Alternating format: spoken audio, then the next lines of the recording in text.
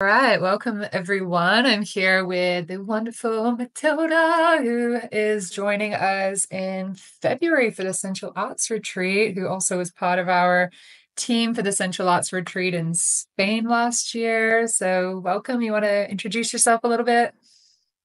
Hi, yes. So I'm Mathilde Constance. I work with all things connection to the body and liberating the body in a way that one feels more alive and more connected to oneself and more brave in life. Beautiful. I love that summary. And yeah, we did the same training of Layla Martin's sex love relationship coaching, Vita coaching. So I always immediately have resonance with people that have done that training because it's quite a journey doing this like epic year-long neo-tantric training. And you also are doing things like erotic hypnosis now, which I'm super curious about. So yeah, what other tools do you like bringing to your toolkit? Yeah, so I work with groups. I facilitate spaces where they can drop in. So mostly through facilitation and hypnosis. And I also give individual coaching journeys that include erotic hypnosis because it's such a powerful tool to really let go of the daily, everyday consciousness and go into the felt sense and reprogram oneself with lots of juice and pleasure into what we really want to experience in life. So it's a really powerful tool. And I also work with body work, tantric body work, touch, because it's such a powerful tool to connect directly to the body. Beautiful. Yeah. Yeah, nice. So, yeah, I'd love to. Yeah, we wanted to talk today about sensuality as art, since, we're getting juiced up for this next edition of the Sensual Arts Retreat and, the potential for that, having Matilda move from, being on the support team to being lead facilitator of this. Yeah, so, I always love dropping into these subjects by giving like a little transmission of an experience that you had around a sensual erotic awakening experience, maybe just to inspire people a little bit on this subject before we dive in a bit more conversationally. So yeah, do you have a little story for us? Yeah, and I'm going to share about this the women studying the Vita program who are all very embodied women. They have practiced for at least a year and sometimes way longer the art of living fully in their bodies. And we gather once a year in Sweden to just create magic together, co-create a week of beauty and nourishment and magic. And a couple of years ago, we had a lovely experience of feeding each other chocolates, um, chocolate melted strawberries or strawberries dipped in melted chocolate. And I have never been very impressed by this type of practice because, sure, it's eating, it's nice, and I like things that are more warm and oily and touch and this time it was done with so much presence. And we really went into a journey where we would feed each other the one strawberry over the span of 15, 20 minutes. So we would really make it last and go so deeply into them, into the smell of the chocolate, into the texture of the voice of the person who is feeding it to us and who's who was asking me, I'm just going to go into my direct experience. This woman was asking me, can you smell it? How much do you want it? And she was teasing me with her voice. She was teasing me with just giving me a tiny, tiny whiff of that melted chocolate. And she took me so deep into this sensorial experience that I felt completely melted, as if I was becoming the strawberry or I was becoming the smell, and then her voice becoming my whole world, and then imagining if you're listening to this story, imagining that there is 20, 25 women doing this to each other, the atmosphere that it creates. And there's just one example. But these practices just create these atmospheres of sweetness and relaxation and nourishment that I find extremely precious for Yeah. me. Oh, I Mm-hmm. can like feel myself there with you as you described that. And like, yeah, like the word yearning was coming out with like the way that she's feeding. And, you know, when people really tease that, like you really start feeling that pull through your body of that wanting to like take in and receive in the body. And that's why a lot of us love like the edging and the teasing and stuff, that expectation and that wanting, compared to, you know, you see a chocolate covered strawberry and you just eat it and it's gone, you know, within a minute, compared to really drawing it out and seeing just like how much you can want and like really take in all this different experience of strawberry, like the look of it, the smell of it, the flavor, the taste, and suddenly one simple strawberry or one little piece of chocolate can become this orgasmic experience. And especially as you describe, like in a group field, like there's something amazing that happens when there's like a whole heap of people also having a similar experience and really opening their bodies up, that takes you even deeper. Like, I mean, it's one thing in a private room with a lover to go super deep with them, but it's something different in a group experience, where, yeah, it amplifies. It's kind of like we're all these little radio antenna signals bouncing off each other, and the signal just gets stronger and stronger when you're together. Yes, yes. And then being in a room full of people with completely open bodies, open, juicy, orgasmic bodies brings so much intimacy. Mm. Yeah, and I find it's just so like there's such a healing aspect to it too, because of like sensuality and sexuality being a taboo subject still in a lot of the world, and something that's just, you know, get a room. Don't do that in public. I don't want to see it. So, you know, a lot of us have felt like that we need to hide that aspect or protect it, especially women, because if we're juicy and sensual and open, then sometimes people take that as an invitation, and we might have felt like unsafe to be that open. But also men, because men, when they're juicy and sensual and getting into that, then people will be like, oh, that's queer. Men don't do that. That's a woman thing to be sensual and juicy and open. So men also can feel threatened, because it's not a like masculine trait. It's something that's considered to be feminine, to be like juicy and yearning and wanting to receive in the body. So yeah, I wonder how your experience has been around that subject of safety and sensuality, especially, yeah, around other people. Mm. Yeah, I've always been a very sensual being, and it's always been quite shamed, definitely. I've been a sensual being before understanding what that even meant. And so I remember as a young teenager getting into a lot of trouble just because I enjoyed the food, the dance, the conversations, and there was something around really enjoying the textures of life that was associated in my environment with sex. She wants sex, and yeah, I learned to hide it. I definitely learned to hide it, and that's why for me, being in these spaces brings this healing that I've always needed, of reconciling my love for life, my love for the senses, and to just being able to drop in and tap into that joy of being alive while belonging, while being in an environment where this is celebrated, is it's very meaningful to me, and I imagine very meaningful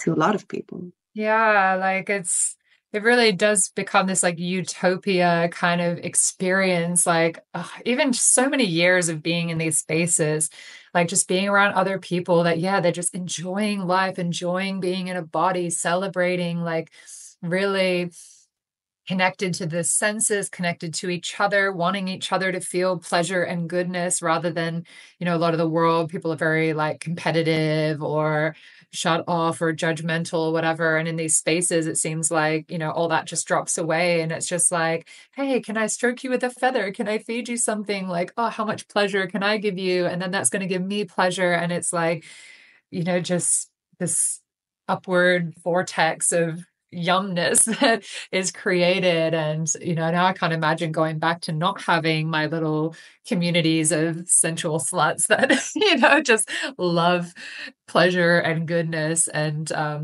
celebrating that. Like it's such a core thing that, yes, it made me feel a sense of belonging and a sense of like, why even be on this planet? There's so much like horrible stuff that happens in this world. And I just don't know what I would do without having that network and that supportive environment. Because, yeah, it really is this resource and this filling up of a cup so I can handle the rest of the world and all the like stuff that's not so good because I have that resource. Yeah. Yeah. And it's a lot, for me, it's all a lot about dropping into what's real. Pleasure doesn't develop in the body without our ability to feel everything that is, to the whole range of emotions, grief, rage, whatever it is. And to me, being in a community that supports pleasure is also being in the intimacy of people who support feeling, just feeling, and being in a space where some people are caressing each other and other people are deeply feeling their heart and their grief and crying, and other people are in a wave of creativity and I don't know, start writing. Just the taste of life and the taste of authenticity in a space is so precious. Yeah. Yeah. And I love like, I'm reading this book at the moment called The Erotic and the Holy. And he was saying about how eroticism was exiled to sexuality, meaning that like eroticism is this much bigger category that tended to be linked to goddess worship, which was then like desecrated at the start of patriarchy. And, they destroyed all the temples that were in favor and in celebration of this erotic principle, which is like creativity and beauty and art and sensuality and pleasure.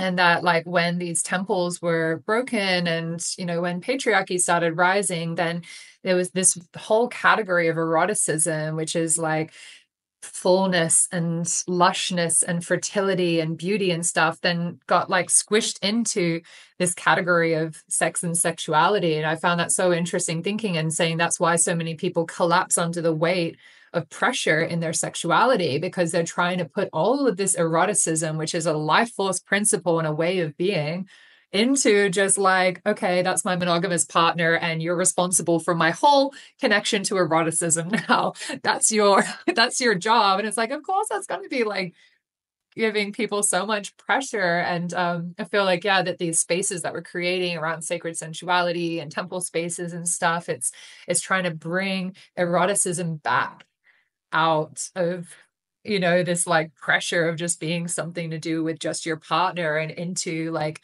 community and celebration, and how like vital that is, not just for our personal development but for all of us like collectively as well.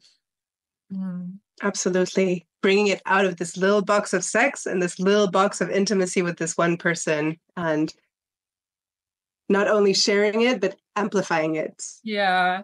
Yeah. And I love that even these spaces, like, people that are monogamous still come to these spaces. And I think like monogamy is, well needed upheaval at the moment of just saying that, you can be sexually monogamous or be romantically monogamous, but that like, yeah, that eroticism and sensuality and playfulness and cuddles and stuff, like it's very healthy for us to let that be a more, I think that, yeah, it can just be a group of women. Like I love that about like tantric circles of women, that, like we all can be very sensual and erotic and stuff together. And, a lot of these people wouldn't consider themselves bisexual or lesbian, but it's just like, that's what friends do. We support each other and we nourish each other. Yay. And that can also then, yeah, branch out to, all kinds of people. And, that's what I love about these sensualists and the kind of people that come to our retreats and come to our spaces, is that they're breaking out of that mold and that conditioning that says that this is only allowed between this person and that you have to be jealous if, you're having that contact from anyone else.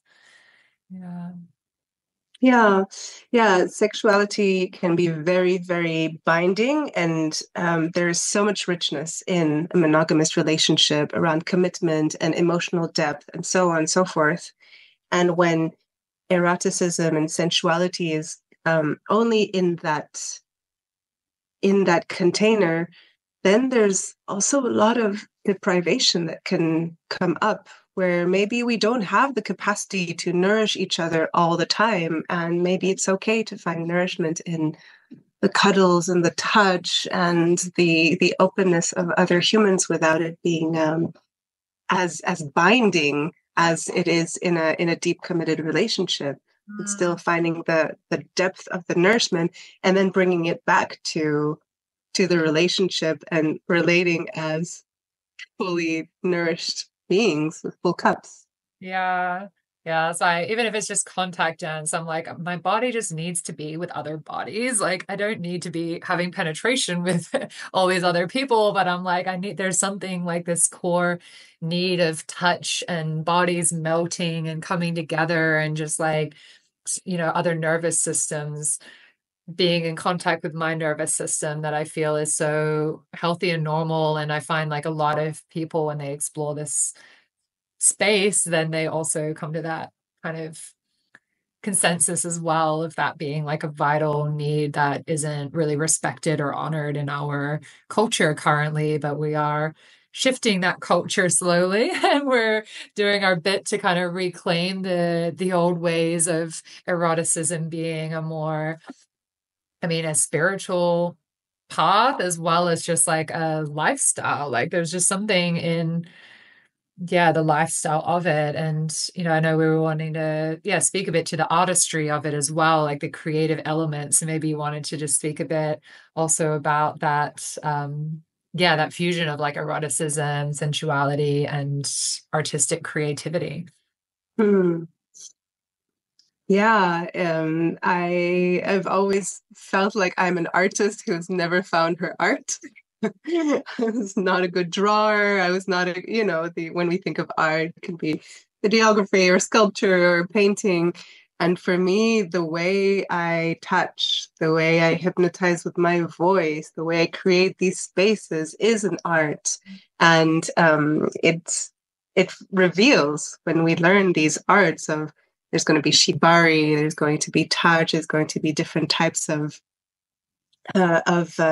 modalities that can really reveal the creativity in ourselves. I know I learned shibari from you the first time, and I completely went into it and into just the trance of how it is to relate with the ropes and how they take me and how I can listen and really dance with the ropes in this other body or with my own body. And just this creative process is an energy in itself that then I can use in other things and for my work or for my music. And so just bringing up this energy of playfulness and creativity that ripples out in the rest of my life is extremely precious. Oh, beautiful.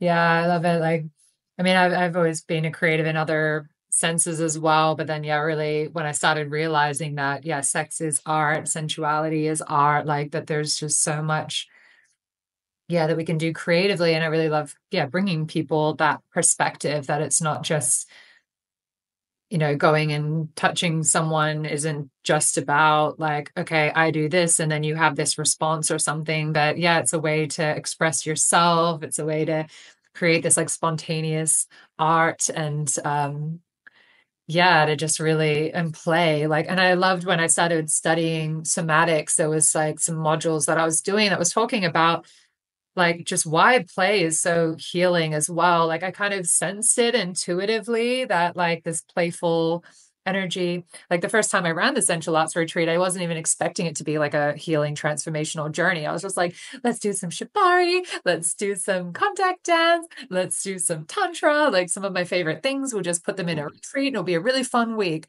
And then it ended up being this like, yeah, really intense healing journey for a lot of people. And I was kind of in a way surprised, but then also not surprised because it's like, yeah, like you can come into this work with a really playful, exploratory, creative lens. And then along the way, you're going to be having a lot of realizations around like, the way that you haven't been loved in the way that you wanted, or the way that you haven't felt comfortable to express yourself or be authentic, or you haven't allowed yourself to feel that much pleasure, or actually you have been feeling unsafe in relationships. And, all this stuff just starts to reveal itself within the play and things just start to shift within the play. So that's something I really love, where it doesn't have to be this like really hard healing retreat of like, we're going to go in all your core wounds and we're going to crack you open and make you heal. It's like we can actually heal through like goodness, through just like seeing the beauty and the potential of what our intimate lives can be. And then like organically, all the things that are conditioned and not right will just start to already like show themselves to be healed and be released, just through that play. Yes, yes. Yeah. And, you know, working with the body, there's not a lot of ways to lie if you drop into your body. And and so the sense of safety that there can be and the sense of embodied kindness that can be developed to yourself and to others, I find is so precious in these times Mm. of, chaos and collapse and huge amount of violence. And to bring that amount of playfulness and creativity and softness in a space is takes healing to a deeper level in given the context we're in. Yeah. Yeah. That's the thing that I've, really been leaning into is like, this is, I mean, it's beautiful and fun and playful, but it is also revolutionary work because, they say like, we can't use the master's tools to take down the master's castle or whatever that quote is. It's like we can't approach trying to take down like these very harsh systems with harshness. Like there's got to be a shift in consciousness and a shift in perspective and a bringing a better alternative that is based in like love and wholeness and beauty and appreciation for the earth and appreciation for art and stuff like that, amplifying that and getting people really connected to that. And then like, because when you're really connected to it, you really want to take action to protect it as well. Well, like I know when I was just numb and frozen and in depression and I didn't have access to goodness, I was like very collapsed and hopeless. It's like, what's the point in anything anyway? Like, the world's just shit. So, it's Mm. just like, why bother? But, now that I have such access to a lot of the beauty side of life, I'm like, yeah, I have a lot more hope and a lot more resilience also to want to try to do my bit to make the world a better place in the way that I can. So, this also like this work, yeah, can go really deep for people. Yeah, absolutely. And even on a smaller scale, learning this embodied sense of compassion makes us so much more resilient to be able to hold conflicts in intimacy or family life or with working with colleagues. There's just so much space for more inner safety and compassion. So the ripples of this work can really go far. Yeah, beautiful. Well, yeah, thanks for chatting with me around this subject and chatting with everyone listening. Yeah, I'm really looking forward to our collaboration and the flavor that you're going to bring to the Sensual Arts retreat. Like, it's something I love about doing these retreats and having different teachers each time is that they all have like different flavors and feels to them. And yeah, I mean, I'm excited to learn and experience some of your erotic hypnosis elements. And I know I was kind of like, please bring that to the retreat. I am so curious. I see these videos and hear you talking about it. I really want to experience it. Um, yeah, is there anything else you're excited to bring to the retreat? Mm. Yeah, I'm excited to bring my perspective on beauty, really. This is one of the things I love the most is to bring a bunch of strangers together and in a few hours and a few days just creating these spaces where we just fall in love with each other because we see each other's beauty, we see each other's humanness, and the melting that comes with that is one of my favorite things to do in a group. Yeah, beautiful. Feel my heart getting all open and melty already. Oh, all right. So, those listening out there, if you can make it to Copenhagen this February, it would be great to have you in the container. Otherwise, you can connect with Matilda through the links below. And yeah, do you have any online offerings, or are you just mostly doing stuff in Berlin at the moment? I do online individual containers, coaching journeys that include orgasmic hypnosis to create the most beautiful life you want. Yeah, tasty. So if you can't make it, then there's still ways to connect with this beautiful being and hopefully more collaborations in the future.